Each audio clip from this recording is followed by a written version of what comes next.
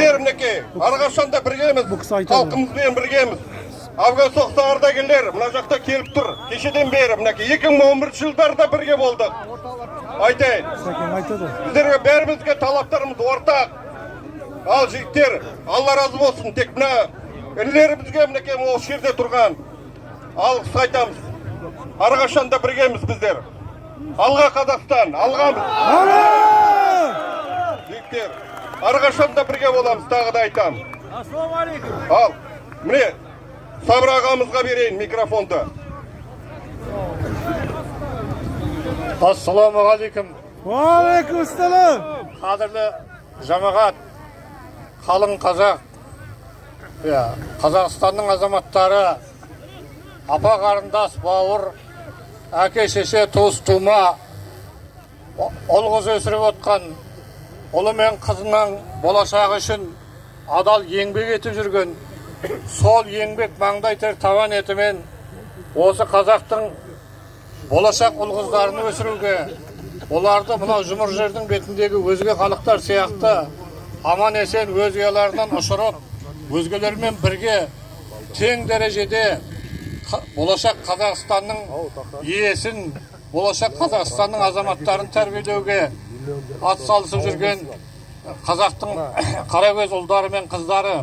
Бүгін міне мен енді тілегімді кеше Жаңаөзендегі жағдайға байланысты да интернетте айттым. Бүгін де интернетке жарияладым. Халық еріккеннен ашынбайды. Халық еріккеннен ашынбайды.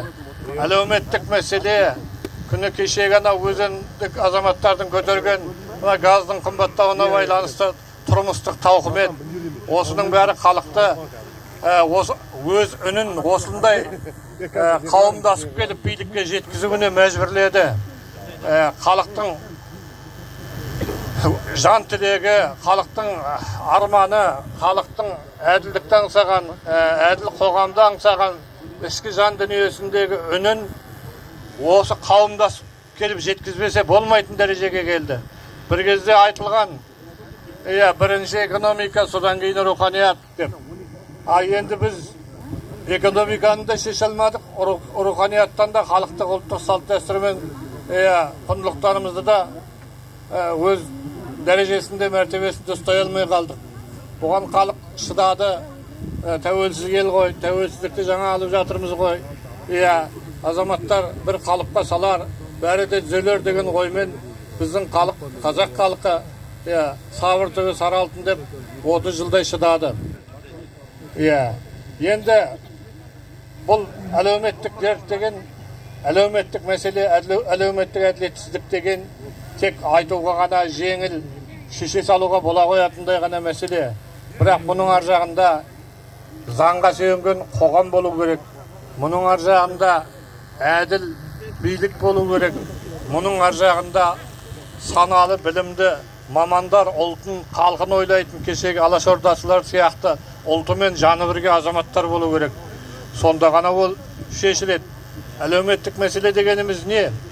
Шешілмей жатқан мына халық асынып отырған мәселенің ар жағында отбасының тағдыры жатыр. Отбасының тағдыры дегеніміз не? Ол отанымыздың тағдыры, ертеңгі ұл қыздарымыздың тағдыры. Біздің халқымыз балаларымызға дұрыс тәрбие беру үшін қоғамда әділдікпен қоса әлеуметтік жағдай шешілу керек. Әлеуметтік жағдай арқылы халық өзінің отбасына, денсаулығына, ұл қыздарына толық тәлім тәрбие бере алатындай, оларды бағып өсіре алатындай жағдай болу керек. Сол жағдай арқылы халық салтанатты ғұмыр кешіп, дүние төрт құбыла дүниенің шетіндегі басқа ұлттар сияқты өз болашағын айқындау керек. Өз болашағы арқылы өзгелермен тең тұрып, ұрпаққа өнеге туған елді аманатқа тастау керек. Осының бәрі халық айтып отырған, халық талап етіп отырған аманаттың ішінде жатыр ғой. Әлеуметтік мәселенің ішінде жатыр ғой. Сондықтан мен өз басым, өз тілегімді мынау желіге салдым. Мына жерде шешендікке, сөзі барлыққа берілетін жер емес. Халық дана, халық бәрін біледі.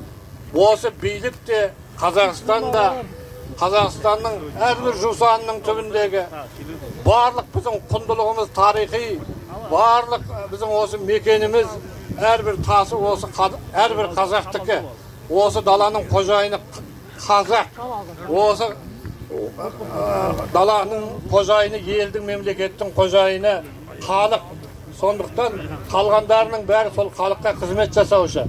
Халық биліктен халыққа дұрыс, адал қызмет жасауды талап етсе, демек қожайын қызметкерден адал қызмет жасауды талап етіп тұр деген сөз. Бұл жерде халықтың иненің жасуындай ешқандай кінәсі жоқ.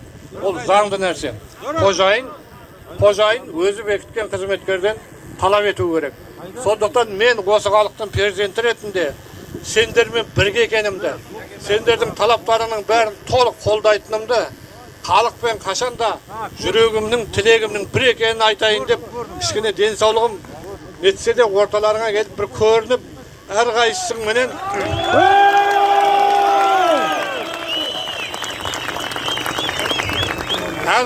менен қазақтың бір қарапайым азаматы ретінде бірге екендігімді айтайын деп келдім. Иә. Дендерің сау, бастарың аман болсын, жігерлерің мұқалмасын. Иә. Қазақ халқы талай тарихты басынан кешірген, бізге тек жалғыз жол бар ұрпағымыз үшін қалай да бақытты мемлекет, баянды мемлекет, әділ заңға сүйенген өркениетті қоғам құру керек. Одан басқа жол жоқ. Дендерің сау болсын, аман болың, тілектеспіз.